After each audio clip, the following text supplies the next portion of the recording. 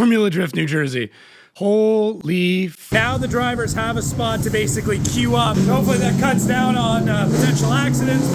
Are we in a fucking tornado? Where that black bag is, that is where I was parked. What just happened? I don't know, dude. Look, you probably already know how absolutely nuts Formula Drift New Jersey was this year. It was insane. Every time we thought things couldn't get any crazier, something else happened. So I want to take you behind the scenes and show you what it was like from, the FD side of things, from sitting up in the booth to being in the tower during the crazy, crazy storm to almost having my rental car destroyed. I'm going to take you through that journey. But first, I have a long drive to take in order to do a podcast I've been wanting to do for years. All right, we're here in New Jersey and things are already spicy.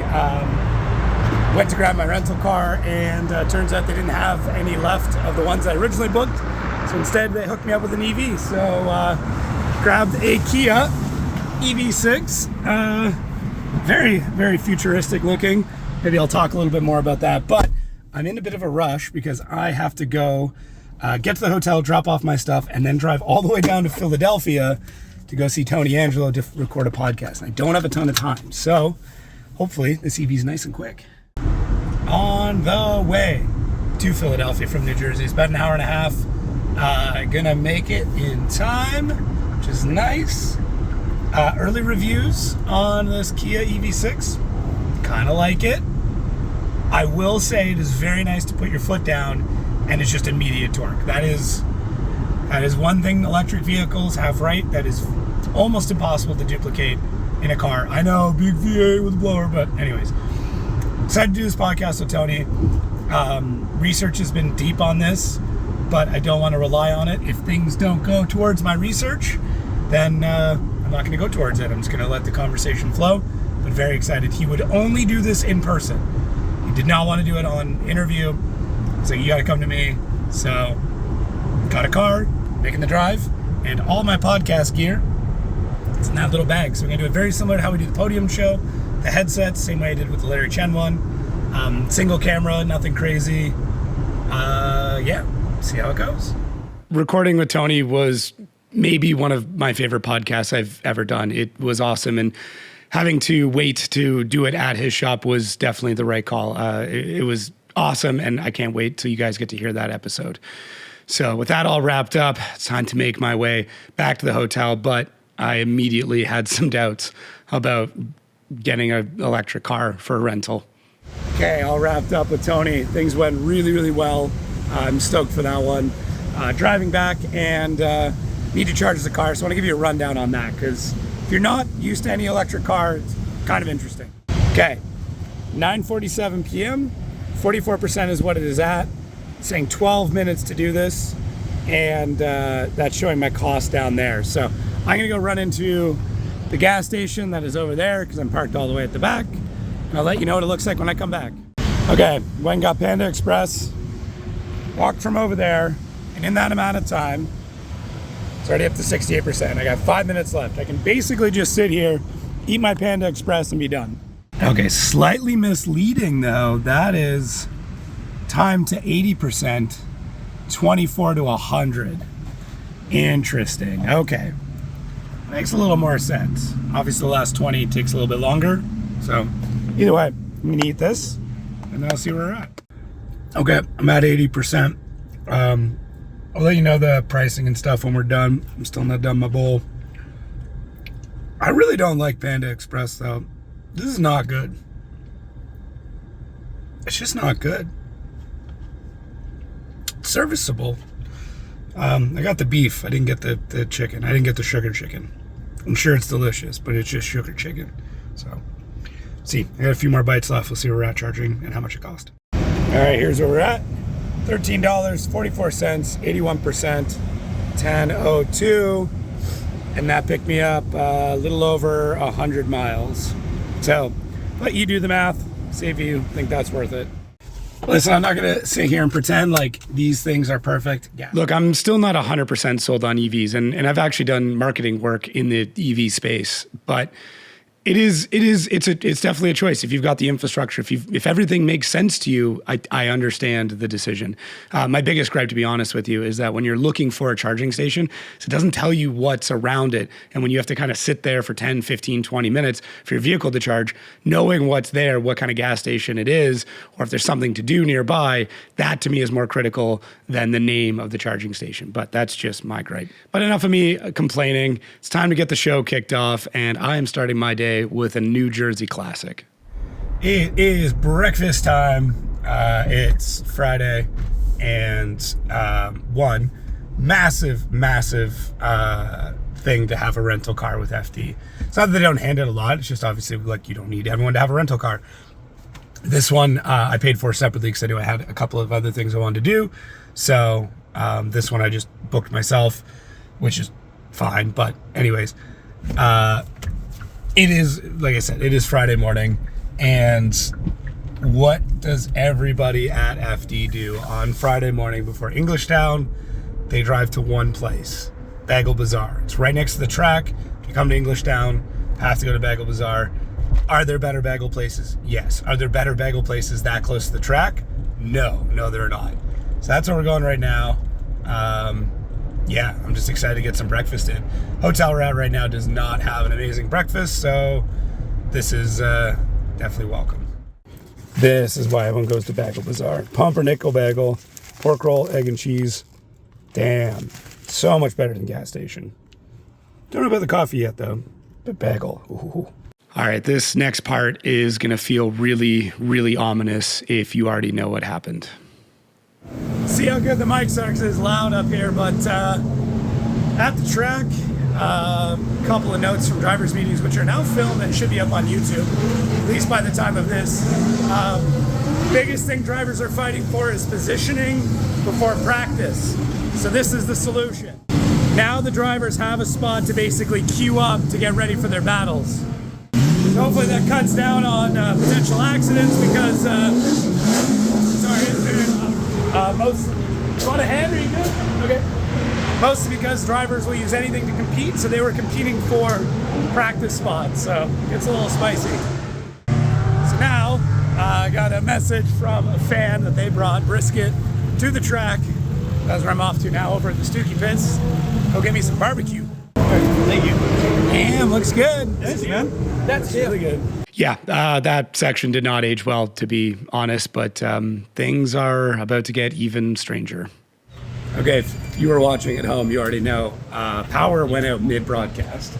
So we are just finding out now, it seems to be the entire town around us is out of power. It's not just us. So what is going on behind the scenes right now is we have generators, we have backup generators, we have the light generators. You can see one down there. Production already runs off a generator. And now we're looking at how quickly can we swap over the rest of production, so up here into generators. Everything else is run on batteries and is walkie-talkies and stuff, so we're actually not that far off of it. So that is what the team is working on right now, is to get those generators up and running, run cables up to broadcast, and be able to run off that. So we'll see. They're in race cars, that's a good sign. Seeing race cars. So I think we're back. So emergency lights are still on, which means the team was able to run power back up. It took about an hour to rewire, but we're ready. If you can hear that, the AC is going, which means we got power back. Look how happy Chris is. We got power, baby. Hey. It's getting very sweaty in here. Just a bunch of dudes. Bunch of dudes in one room, getting real sweaty.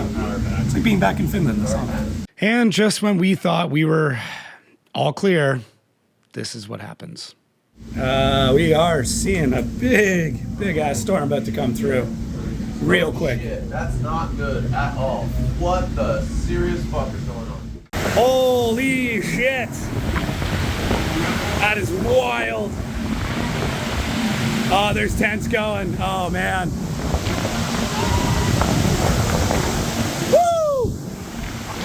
Better than the heat. Oh my God. Whoa. Yo. Are we in a fucking tornado? Holy shit.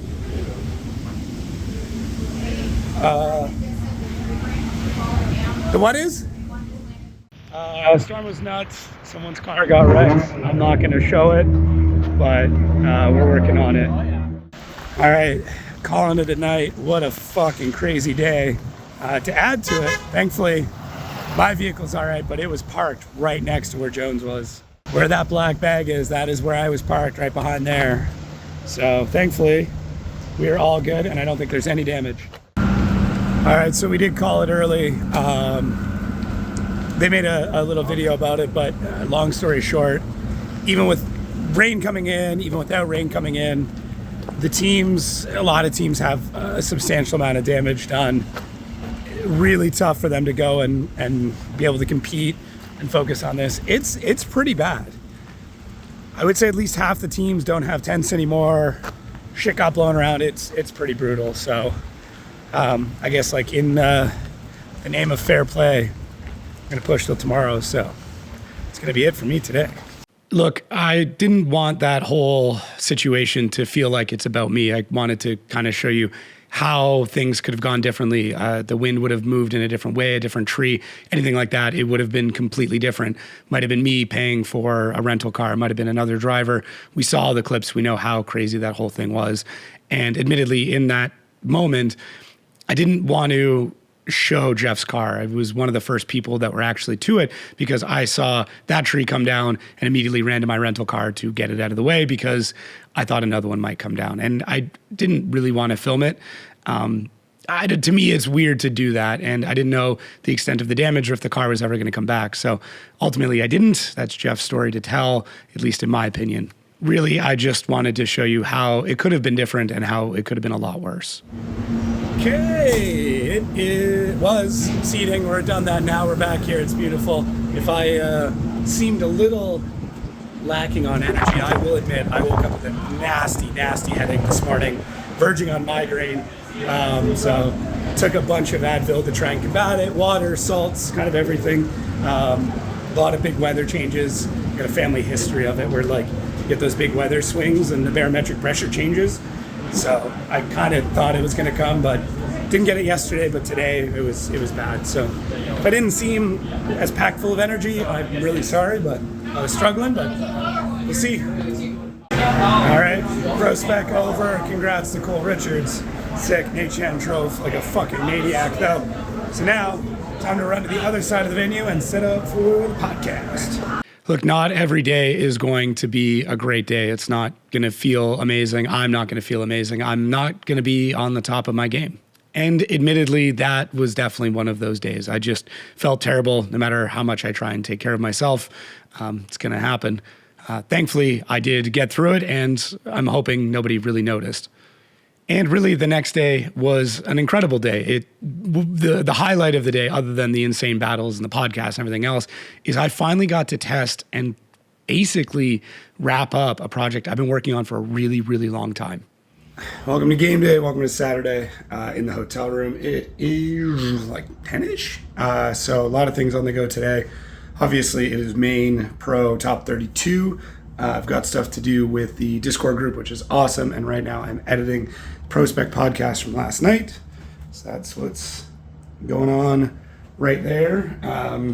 Yeah, all things good. Feeling a lot better. It felt like absolute dog shit yesterday. So happy that I woke up and felt good. Got a lot to sleep.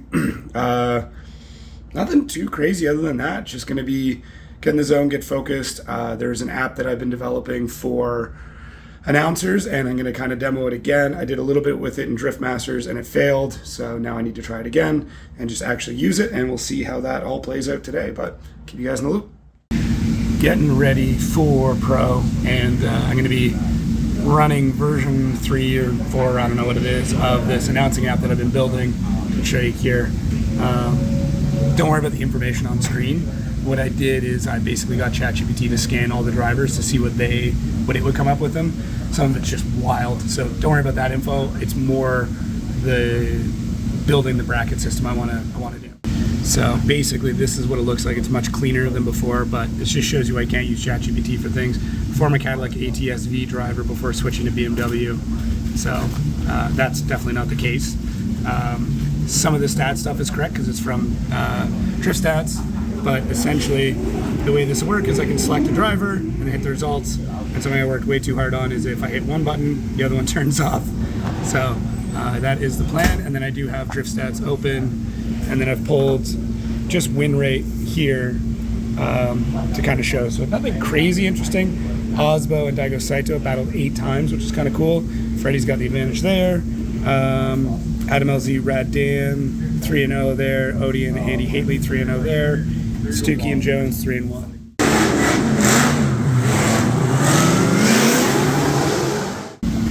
Oh damn! Look at this man. Hey, oh dude, that looks good. All right, I'll get a little one. Sally's Pizza, the legendary. Okay, Kyle's here, by the way. I should keep you in shot, that was rude. Done with top 32. It went well, it was weird. Obviously the track person interruption thing was crazy. That was definitely a weird one. And anyway, so we got through that, it was good. Feeling much better today. Lots of sleep last night. And now it's time for the track walk experience. So getting people loaded up for that, pretty pumped. If you jump in the Outers on Discord, you'll find out more about that and some of the cool shit. Look at, and then we got the banana man himself, Nate Chen. I'm fairly certain Nate Chen wears that at home as pajamas. So he can't hear me right now, or he's ignoring me, one of the two. What just happened? I don't know, dude. I'm so scared. That was nuts. I don't know how to turn this dumb light off. What a sick night. I gotta run do the podcast, but goddamn, that was nasty. What a nasty initiation. Look at this podium. Holy fuck. This is like half the people here. This is wild. Okay, wrapped up the podcast. A really good one. I mean, great top 3. Ended up with a check. I don't know why, but I did. I got it, so I'm pretty pumped about that. Amazing event. I'm happy to keep moving, but so pumped that I got to experience this. So I'm gonna drop this check back off and see where the night takes me. All right, everybody, that is New Jersey. What an insane weekend. And yeah, just absolutely nuts. Thank you so much for watching these videos. If you would be so kind and you like this type of content, I have opened up a membership option. I've made it as cheap as possible. So that way, well, I mean, it's just super cheap. And my goal there is to provide content that isn't going to do well in this algorithm, and you guys can see it. So it's going to be behind the scenes stuff, takeout stuff, things that I just know aren't going to do well. And it gives you an opportunity as well to interact with me and all that stuff. If you want to, awesome. If not, just enjoy the content that's here. So thank you so much for watching. I really and truly and deeply appreciate it. And we'll catch you on the next one.